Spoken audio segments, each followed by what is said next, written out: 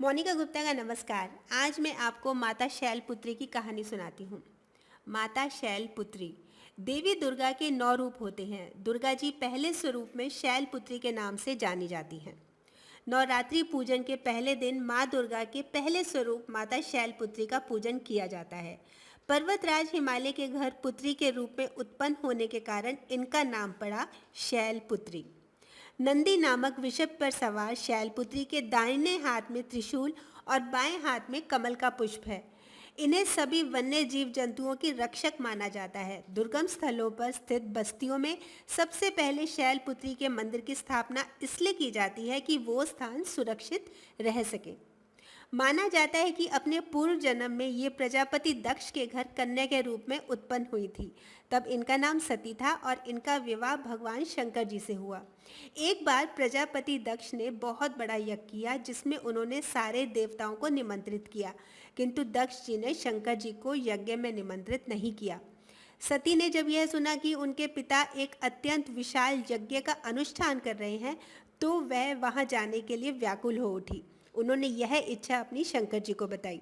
सारी बात पर विचार करने के बाद शंकर जी ने कहा कि प्रजापति दक्ष किसी कारणवश हमसे रुष्ट हैं, इसलिए उन्होंने सभी को तो निमंत्रित किया है पर हमें नहीं बुलाया। ऐसी स्थिति में तुम्हारा जाना श्रेयस्कर नहीं है। शंकर जी के इस उपदेश से सती को कोई बोध नहीं हुआ और पिता का यज्ञ देखने, माता बहनों से मिलने की इनकी व्यग्रता कम नहीं हुई और इनका प्रबल आग्रह देखकर शंकर जी ने उनको वहां जाने की अनुमति दे दी।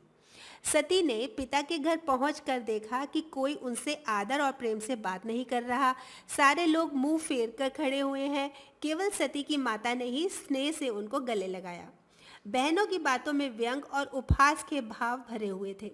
परिजनों के इस व्यवहार से सती के मन को बहुत क्लेश पहुंचा और सती ने जब देखा कि सभी भगवान शंकर के प्रति तिरस्कार का भाव लिए हैं और दक्ष ने भी उनके प्रति कुछ अपमानजनक वचन कहे, बातें कही, यह सब देखकर सती के मन में शोभ, ग्लानि और क्रोध भर गया।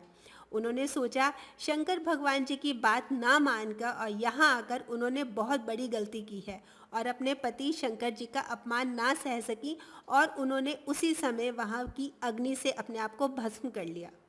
इस दुखद समाचार को जब शंकर जी ने सुना तो अति क्रुद्ध होकर अपने गणों को भेजकर दक्ष के यज्ञ को पूरी तरह से विध्वंस करवा दिया।